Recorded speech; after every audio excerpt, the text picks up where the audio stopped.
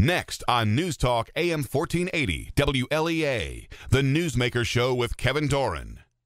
It's time for the Newsmaker. Well, we have a special delight this week. We've got Chris Kopff, our regular Thursday guest here on our Tuesday show. So he will be, now, 2 days this week, Chris. Is that possible? I know you're traveling. We'll just have it 24/7. It'll be great. We can put you on the morning news. Here's the commentary. Yeah, exactly. By Dr. Kopff. All right. Chris, the Harrisburg newspaper came out with an editorial by the editorial, I guess he was the chief editor, and he said they will no longer accept letters critical of same-sex marriage any more than they would letters that were anti-Semitic. What do you think of that?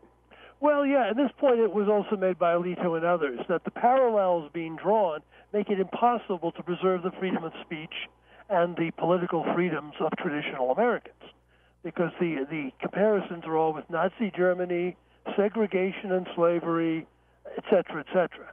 And even societies with substantial freedom of speech have some limitations on them, and the court's decision simply cries out that anyone who disagrees with them has no right to a freedom of opinion. I'm not sure that their four colleagues have a right to freedom of opinion, who, by the way, were very careful in their description to limit their objections to the legal status, the fact that they were simply making up new laws and new rights out of thin air, not dealing with the substance of the issue.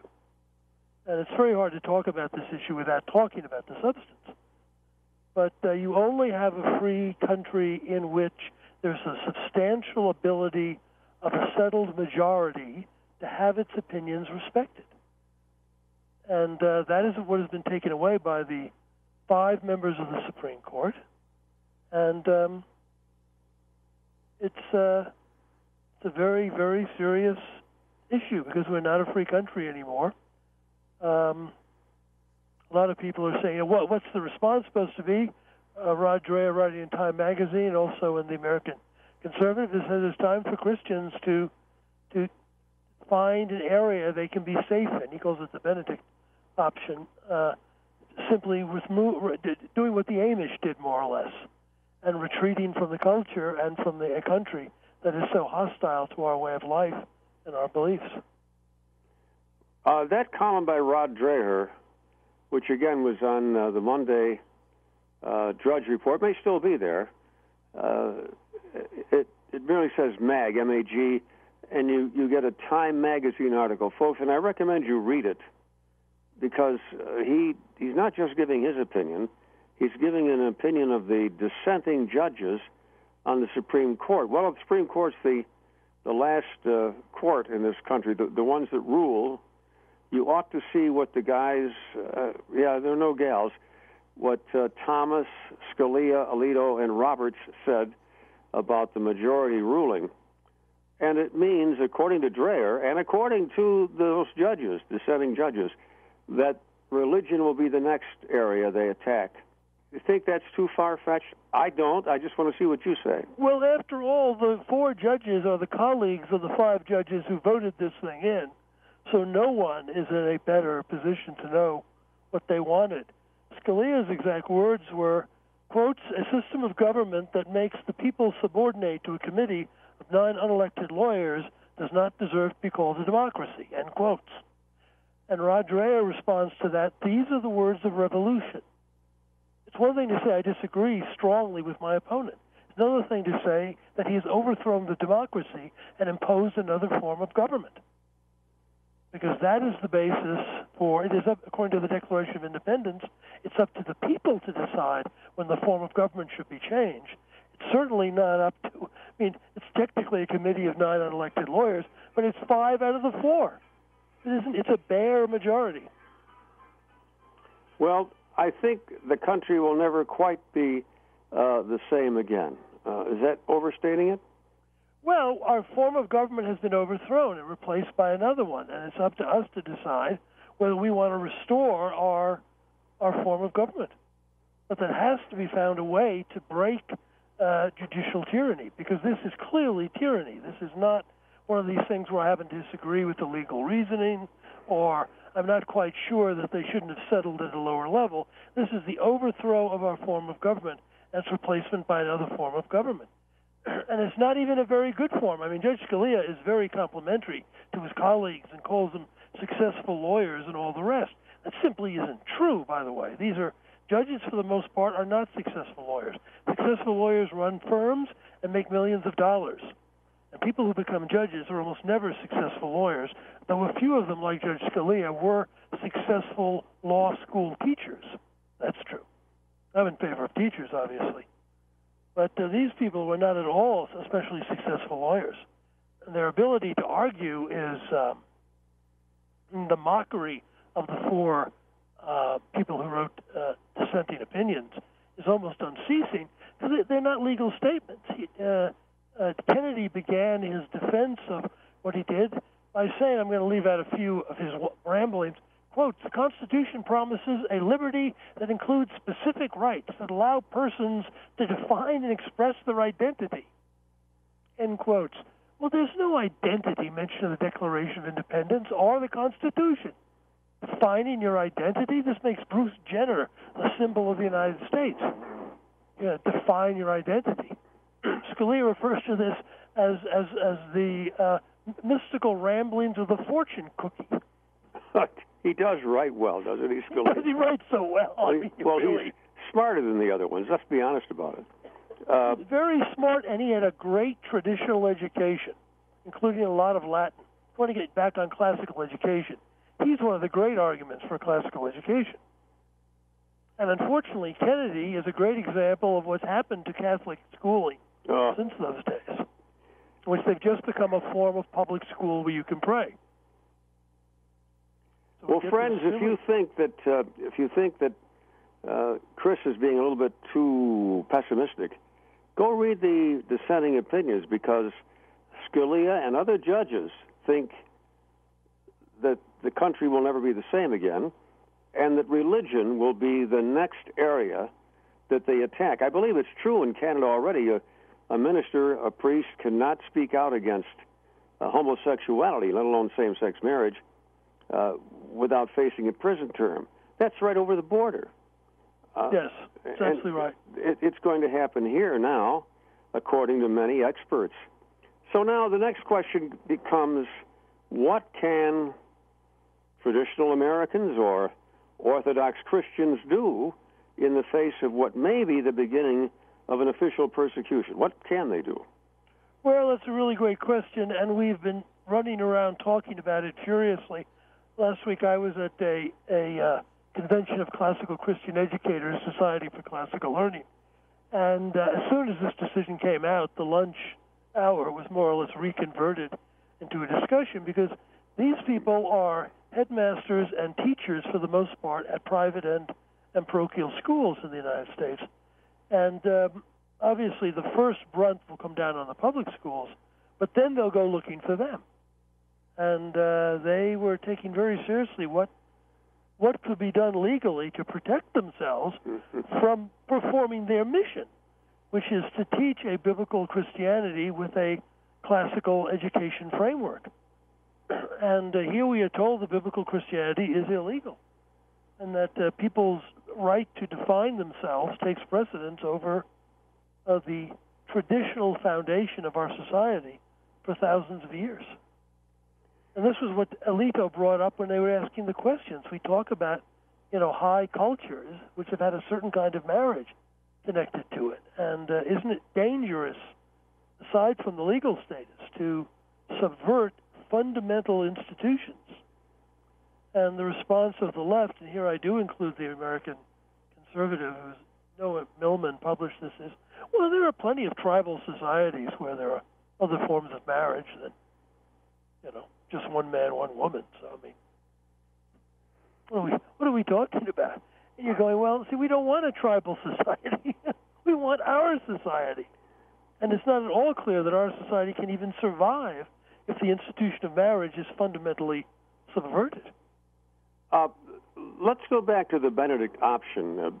He's referring to Benedict of Nursia, if I'm pronouncing that correctly. You're the Italian expert. Is it Nursia or Nursia? I thought it was Nursia, but I'm not sure enough to correct you. That sounds more like what it should be. Benedict, known in history now as Saint Benedict, saw a pagan society, and this is after the fall of Rome, and he said, this society is just going crazy, the things that was rampant in Rome, and he said, we just got to get away from this. So he went off and started monasticism, and it was the monks who maintained all of the cultural high points in world history, and they're the ones who, frankly, saved the West. St. Benedict has that title somewhere, Savior of the West or Patriarch of the West, something of that nature. Now, we're not talking about Catholic versus Protestant. We're talking about what was Christianity, period, in those days.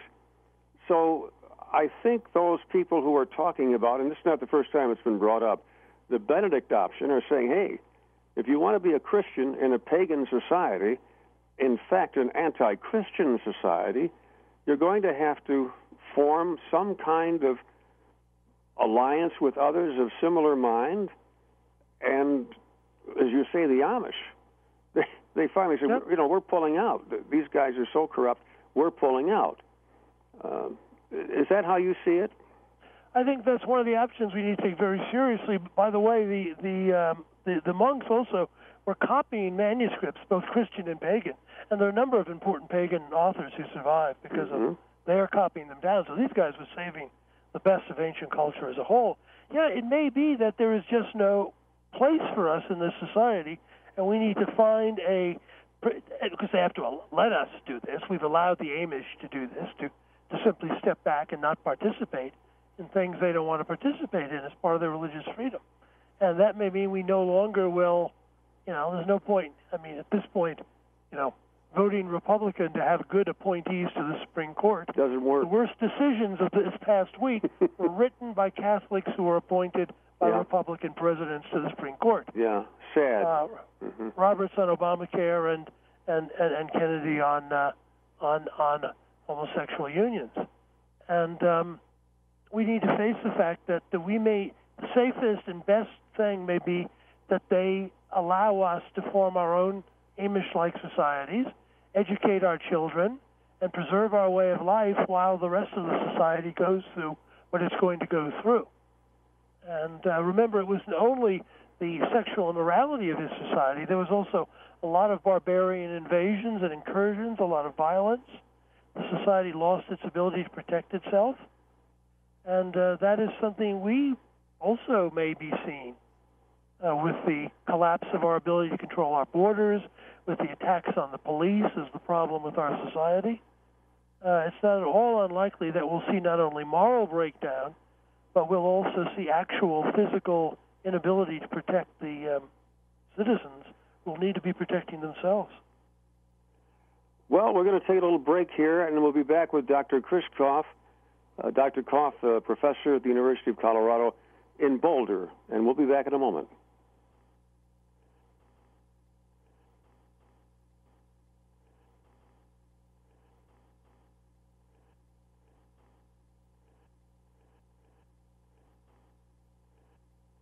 Dr. Chris Kopff is our guest today, Christian Kopff from Boulder, University of Colorado, speaking some very profound, they may sound pessimistic to you, profound thoughts and pessimistic, but I happen to think the man's right on.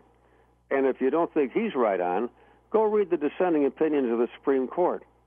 I don't know if Thomas said anything, but Alito did, Roberts did, and of course, in his special fashion, Scalia did. Yeah. Scalia is worth reading out loud just for the pleasure of the language.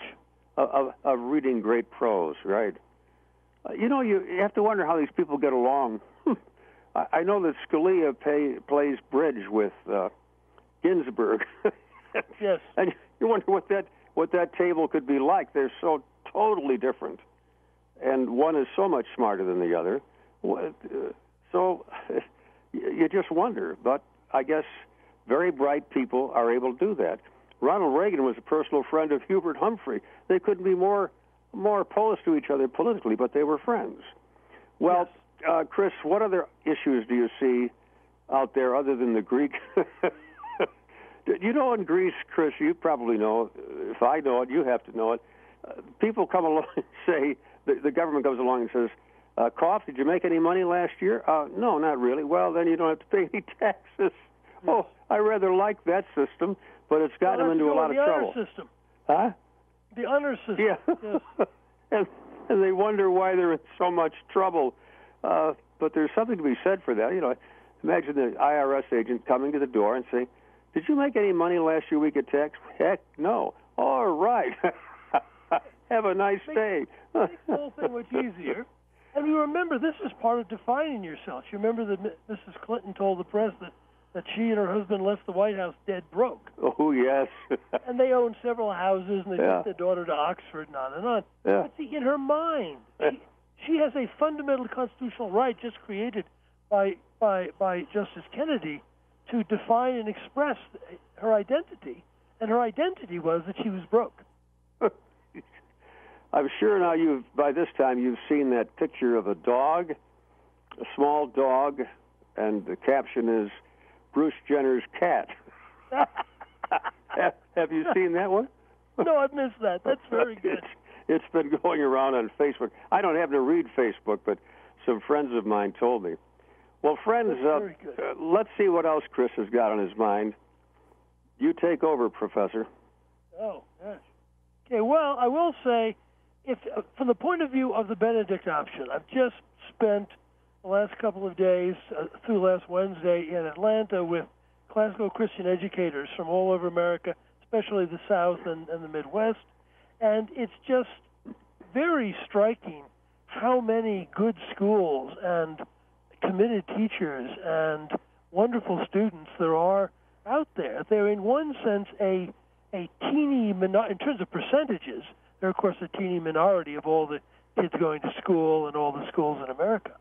But they are just, from the point of view of our country having a future, having educated people who can speak grammatically, think logically, and express themselves winsomely and convincingly, we are going to have a leadership class out there in the next generation. Now, we may, because I don't want to sound too enthusiastic, be more like Brazil, in which there's a very large percentage of uneducated people, but still they also have a tremendous, 10 or 15% that are tremendously well educated and keep the country going. And that's what I see. And these people are strongly Christian. They're committed to their traditions. They can understand. They can debate anything. One of the people there was Stephen Meyer, who's with the Discovery Institute, who's written these very good books on problems with Darwinism. And I've interviewed him, by the way. Yeah. Have you? He's very articulate. Yes, he is. He sees exactly what the problems are: the transition from inorganic to organic, and of course the wonderful Cambrian explosion, where things are supposed to happen gradually, and they don't. They happen rapidly and all of a sudden. And, the response of the audience was so articulate. And these are K through 12 teachers and headmasters and, people like that. They're not people at universities who often can answer these questions. So I will say, as far as our having a future as a country with leadership and people who can do things, those people are being educated and they are out there. Now, unfortunately, if the decision is made to drive Christians out of the public square, and that's one of the things predicted by the dissenting judges, these people will be leaders of their own communities, but not of the nation. Mm-hmm. But I hope they'll be leaders of the nation. And in any case, there will be successful, lively communities. There will be places with leadership. There will be people preserving our traditions, and both secular traditions and Christian traditions. And that's something to be quite enthusiastic about. And the group I went to in Atlanta there, about 500 people meeting there, are only one of the groups that meets around this country. One was meeting in Texas a week before with about 1,000. I'll be going to another one near Dallas in a couple of weeks. I mean, it isn't something covered very much. Not at all. Part of the reason is the percentages. The the absolute numbers and percentages, there are many more problems, right? Half of all these kids in the urban areas drop out of school, and on and on and on. Well, it wouldn't be a bad idea to drop out of most public schools anyway. You'd be better off. What they do is totally rational. Yeah. They're wasting their time. They're being brainwashed. They're being given pablum to study, not real subjects. Chris, I have to stop you because we've actually run over a little bit, I think. Thank you so much for being with us. We'll look forward to talk with you. We'll look forward to talking to you on Thursday. And folks, if you'd like to have me ask your question of Dr. Kopff, you can email me at KPD, Kevin Patrick Doran, or Kilo Papa Delta. How do you like that? KPD at WLEA.net. KPD at WLEA.net. And I'll be happy to ask the questions for you. And now stay tuned for news and information on AM 1480 WLEA. That's what we're all about, news and information, 24/7.